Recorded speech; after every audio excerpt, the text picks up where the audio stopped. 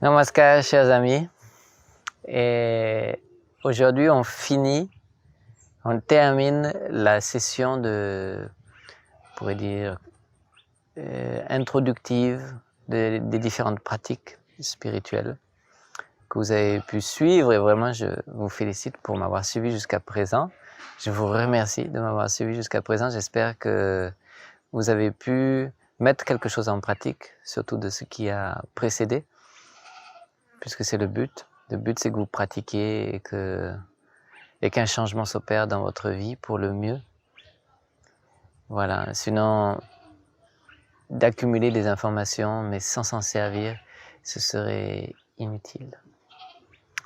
Voilà. Alors, pour terminer cette session, je voudrais un peu parler de moi, de mon expérience, ce qui m'a amené à être là, ce qui m'a amené à être assis devant vous aujourd'hui avec cette tenue orange.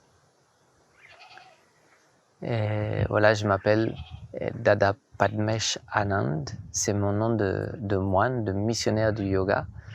Et je suis né en France. Je suis né en France et j'ai rencontré le yoga dans ce premier voyage dont j'ai déjà parlé 2 fois, ce premier voyage en Inde. Et donc je voulais poursuivre sur une expérience de ce voyage. Voilà, quand j'ai fini de travailler, j'ai travaillé dans 3 fermes en tant que woofer, Willing Workers on Organic Farms, travaillant dans surtout le côté de l'agriculture bio. J'ai décidé, j'étais un peu fatigué. Bon voilà, c'était mon premier voyage dans une culture différente, etc. Et bon, l'Inde, c'est quelque chose qui est très prenant, hein, qui est très riche, ce sont des expériences très riches. Donc j'ai décidé de partir vers les Himalayas et je suis parti à Dharamsala pour finir mon voyage. En tout cas pour finir une première étape de ce voyage, puisque je n'avais pas pris de billet retour quand je suis parti en Inde. Donc je suis parti à Dharamsala, un village qui s'appelle Makleoganj, en fait. Et Dharamsala, c'est là où il y a le parlement tibétain en exil. Donc je suis arrivé à Dharamsala, j'étais seul, et j'ai commencé une routine un peu pour me recueillir, pour penser, pour continuer à essayer de construire quelque chose d'un peu positif en moi. Et donc la journée, j'avais pris pour habitude, je logeais dans une chambre d'hôte, et le matin, je me levais tôt maintenant, je faisais les asanas, comme j'en ai parlé, et puis je partais marcher dans les montagnes. Voilà, ça a duré à peu près 1 mois. Et au cours de ces différentes marches, j'ai rencontré beaucoup de moines tibétains, puisqu'ils sont nombreux à cet endroit. J'ai même eu l'occasion d'entendre le Dalai Lama se prononcer, faire un discours c'était le Nouvel An chinois. Il a fait un discours. On était juste quelques personnes. C'est très bien. Et vraiment, ça m'a beaucoup touché, c'est-à-dire la gentillesse de ces moines, leur calme, leur vie simple, reclus dans les montagnes. Et lors de mes trekkings, j'ai eu à rencontrer plusieurs de ces moines et à échanger. Jusqu'au point où je me suis demandé, est-ce que moi aussi, c'est pas ma voie finalement? Et donc, je me suis un peu interrogé, j'ai commencé à lire certains des écrits. Mais je ne sais pas pourquoi, est-ce que c'était pas mon destin, c'était pas mon karma, comme on dit maintenant, c'était pas mon destin, et j'ai décidé de revenir en France. En fait, je me suis rendu compte que il me restait un peu d'argent pour acheter un billet retour. Mes amis me manquaient. Bon, il y avait des choses qui n'étaient pas résolues en France, dans ma vie émotionnelle. Je me suis dit, allez, je vais repartir. Donc, c'était à peu près après 4 mois de voyage. Je suis allé à Calcutta, et à Calcutta, j'ai pris l'avion. Quand j'ai pris l'avion, il s'est passé quelque chose d'intéressant, c'est que lorsque l'avion a dépassé les nuages, c'était très beau, puis on voit les nuages de par-dessus, et puis le ciel bleu qui s'étend à l'infini. Et m'est venue une idée particulière. L'idée qui m'est venue, c'est que si Dieu existe, s'il y a quelque chose qu'on pourrait nommer Dieu qui existe, par définition, il doit contenir tout ce qu'un homme peut vouloir. Il est infiniment grand, il est infiniment bon. Et en voyant ce ciel, cet horizon, je me suis dit, si jamais j'ai la conviction qu'effectivement, une entité suprême, toute puissante existe, toute bienveillante. Je donnerai ma vie pour la toucher, pour pouvoir la toucher. Puisque si j'attrape Dieu, je rattrape tout ce qu'un homme peut vouloir. Voilà, et puis cette pensée est passée, j'ai oublié cela même. Je suis retourné en France, 1 mois, 2 mois, être à nouveau dans les mêmes conditions, le même environnement. Je me suis rendu compte que je n'étais pas prêt encore et ma bonne humeur ou ma positivité a commencé à prendre un coup, jour après jour, à prendre des coups. Et finalement, après 2 mois, j'ai décidé de repartir. Et ce n'est pas l'heure encore. Et je suis reparti en République tchèque. En République tchèque, et c'était toujours en tant que woofer, mais là, j'ai lu qu'il y avait une ferme que l'on appelle Master Unit, et puis les gens sont végétariens, ils font le yoga. Donc, ça tombait bien, puisque j'étais déjà végétarien à l'époque, et j'avais commencé à faire des asanas. Donc, me voilà parti. Et je suis parti en République tchèque. Ça a été toute une aventure pour arriver à la ferme en question. Et je me rappelle qu'en arrivant à la ferme, je marchais puisque c'était un 1er mai, donc il n'y avait plus de transport en commun. J'ai beaucoup marché. Arrivé dans un village. Et dans le village, il y a la voie, la route serpentait un peu, arrivé au sommet d'une colline avant de descendre sur la ferme. Et au sommet de cette colline, il y avait une grande croix, une croix chrétienne. Et donc c'était un peu mystique, le soleil se baissait, était à l'horizon, que c'était beau. Et je me suis dit, ah, on dirait que quelque chose de mystique va m'arriver. J'ai dit ça un peu en rigolant, quoi. C'était l'image qui se présentait devant moi. Voilà, donc je suis arrivé et j'ai rencontré une dame. Et cette dame, elle me dit, elle s'appelle Didi. Voilà, donc plus tard j'ai compris que Didi, ça veut dire comme ça veut dire grande sœur en fait en bengali. Donc Didi c'est la grande sœur et les Dadas ce sont les grands frères. Donc c'était une moine ou une missionnaire aussi du yoga. Donc j'ai rencontré la Didi en question. Et dès le premier soir, elle a commencé à me parler de tout un tas de choses, notamment de dharma. Donc j'ai parlé à la partie introductive de cette session. Et ça m'a beaucoup touché. Pourquoi? Parce que moi-même, j'ai erré de droite à gauche en cherchant en vain le bonheur. Et puis, non, elle m'explique que le bonheur, c'est quelque chose qu'on ne peut pas trouver dans le monde extérieur. En tout cas, le bonheur tel que je l'espérais. Qu'il faut le chercher à l'intérieur, etc. Et puis elle racontait beaucoup de choses. Et ce qu'elle me disait, ça m'a tellement touché, puisque c'était comme si on mettait des mots sur des sentiments que j'avais du mal à exprimer, mais ça traduisait exactement mon état, ma condition. Voilà, ma condition. Donc ça m'a beaucoup, beaucoup touché. Et dès le lendemain, j'ai commencé à suivre son rythme, c'est-à-dire que la méditation pour un moine, c'est 4 fois par jour, le matin, à midi, le soir avant de manger, et puis la nuit avant de dormir aussi. Donc, j'ai commencé aussi à m'y mettre. Et puis les asanas 2 fois par jour, le matin, le soir, voilà. Et donc, elle chantait le kirtan, comme on a vu, elle faisait la Lita Marmika. Moi, je suivais derrière, je trouvais ça un peu étrange, mais en même temps, il y avait quelque chose qui m'interpellait beaucoup. Je trouvais que c'était très intéressant comme approche. Je dansais pas ou je chantais pas pour plaire à quelqu'un ou devant un auditeur. C'était vraiment quelque chose maintenant qui est entre moi et moi-même, entre moi et mon âme, si je puis dire. J'ai trouvé que c'était une démarche vraiment intéressante. Donc, je chantais derrière elle. Et puis, pourquoi derrière elle? Peut-être j'avais un peu honte de chanter, de danser. Bon, j'essayais, quoi, j'essayais. J'essayais et puis, je m'asseyais aussi pour méditer. Et je méditais avec Babanam Kevalam. En général, je me rappelle que je continuais simplement à chanter. La mélodie que Didi avait chantée, je continuais en silence à chanter cette mélodie dans ma tête. Et je n'arrivais pas à méditer, évidemment, puisque c'était les tout débuts. J'étais encore beaucoup perturbé par beaucoup de différentes émotions, de différents problèmes, etc. Donc, je fermais les yeux, mais en fait, bon, voilà, j'essayais de m'accrocher à la mélodie de la chanson, mais on ne peut pas dire que je méditais. Et pourtant, le 3e jour, je me suis assis pour méditer. Et soudainement, je ne sais pas ce qui s'est passé, mais j'ai perdu conscience vraiment de mes sens, de la salle dans laquelle je suis assis, etc. Et pendant un certain laps de temps, je ne peux pas dire ce qui s'est passé. Simplement, mon esprit est parti ailleurs, ou je sais pas. Et quand je suis revenu à mes sens, ça a duré pas très longtemps, hein, je pense peut-être 5 ou 10 minutes. Quand je suis revenu à mes sens,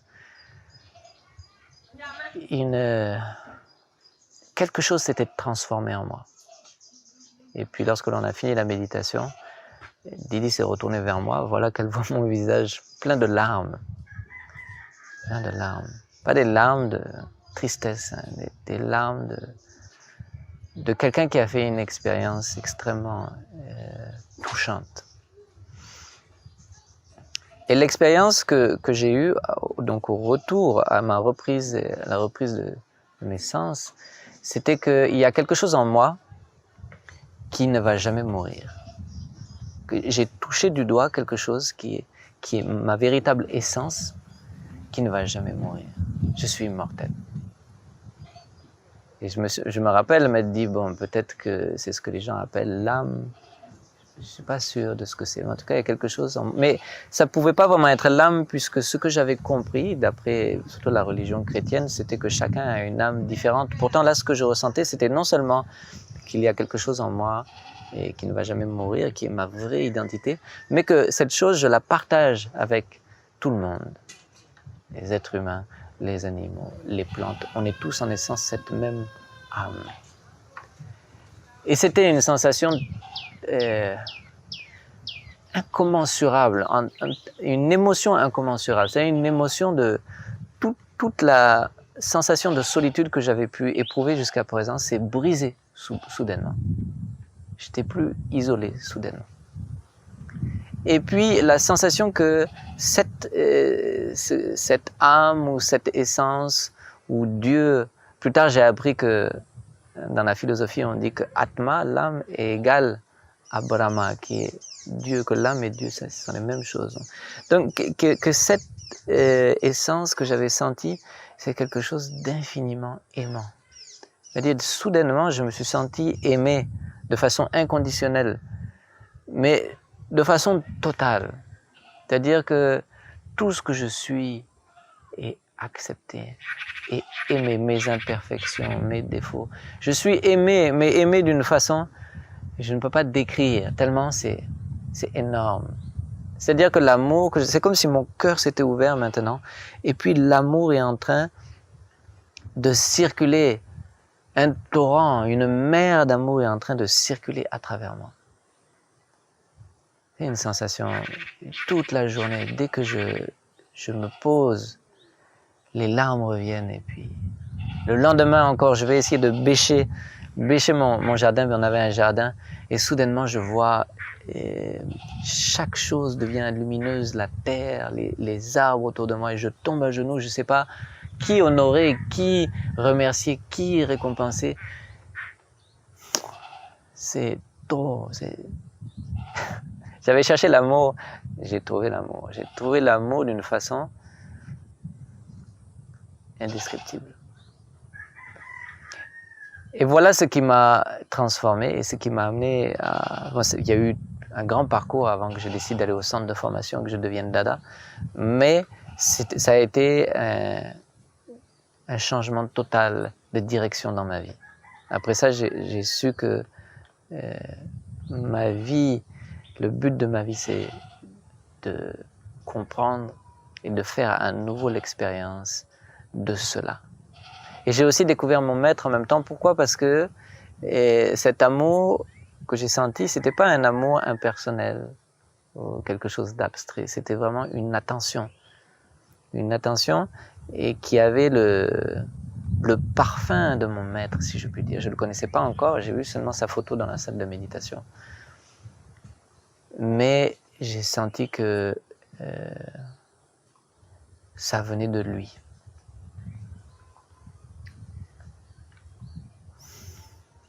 Le maître, en sanskrit, on appelle ça guru. On appelle la traduction, la définition du maître, on dit guru. Gu, ça veut dire l'ignorance ou l'obscurité. Et ru, c'est ce qui écarte, ce qui nettoie, ce qui enlève. Donc le gourou, le vrai gourou, le gourou bienveillant, c'est celui qui enlève l'ignorance, qui lève l'ignorance du mental, de son disciple ou de l'homme. Et c'était exactement ce que je ressentais. C'est pourquoi j'ai commencé à développer une révérence envers mon gourou. Donc c'est Sri Sri Anandamurti. On l'appelle communément Baba. Et c'est là qu'a commencé tout le parcours qui m'amène jusqu'à être devant vous aujourd'hui. Donc je voulais vous raconter cette histoire pour vous inciter ou vous encourager à pratiquer la méditation, parce qu'il y a quelque chose derrière cette pratique. Si vous avez la chance d'en faire l'expérience, rien ne vaut cette expérience. Rien ne vaut cette expérience dans ce monde extérieur. C'est la plus belle des choses au monde. Et je voulais vous donner un conseil par rapport à la pratique de la méditation, un conseil vraiment spécial. Et c'est donc Baba, mon maître, qui disait que le secret de la méditation, c'est d'avoir l'impression que c'est pas moi qui médite sur la conscience suprême, ou sur Dieu, ou sur l'univers, mais que c'est l'univers, que c'est Dieu, que c'est le maître, le terme qui sied mieux à votre compréhension, qui médite à travers vous. C'est-à-dire que quand vous méditez, de manière à écarter une certaine forme d'ambition ou d'ego de votre méditation, que je suis en train de méditer, j'arrive pas à méditer, je vais méditer et j'ai encore rien senti, j'ai pas fait telle ou telle expérience. C'est-à-dire qu'on est attaché à notre sensation égoïstique durant la méditation. Mais si on prend l'attitude que non, aujourd'hui je me rends disponible pour que l'univers puisse méditer à travers moi, vous allez voir que la distance que vous prenez par rapport à votre pratique, et puis le fait que vous, automatiquement, vous pensez à la conscience suprême, on a dit qu'on voulait penser à la conscience suprême, puisque vous imaginez que c'est elle qui respire à travers vous, que c'est elle qui répète ce mantra à travers vous. Vous allez voir que très rapidement, la méditation devient profonde. Donc on ne médite pas pour atteindre quelque chose ou pour accomplir quelque chose. C'est un piège mental, en fait. On médite pour se rendre disponible, pour faire plaisir à cet univers qui puisse méditer à travers nous. À la conscience suprême ou au maître qui va pouvoir avoir le plaisir de méditer à travers nous, avoir le plaisir que l'on se soit rendu disponible au divin. C'est quelque chose de très important. Essayez de générer cette attitude, cette émotion, et vous allez voir que votre méditation va être très douce, très profonde, très rapidement. Voilà, donc je vous souhaite une très bonne suite. On va revenir sur différents aspects de la méditation et de la philosophie. Dans la prochaine session sera par rapport aux principes de moralité. Et il y aura 10 vidéos sur 10 principes de moralité qui sont très importants. Et en attendant, je souhaite que vous commenciez à méditer et que vous puissiez faire l'expérience du bonheur dont j'ai pu faire l'expérience et qui me revient, comme les vagues reviennent sur la plage, qui me revient chaque jour et qui nourrit ma vie. Voilà. Merci beaucoup. À bientôt. Namaskar.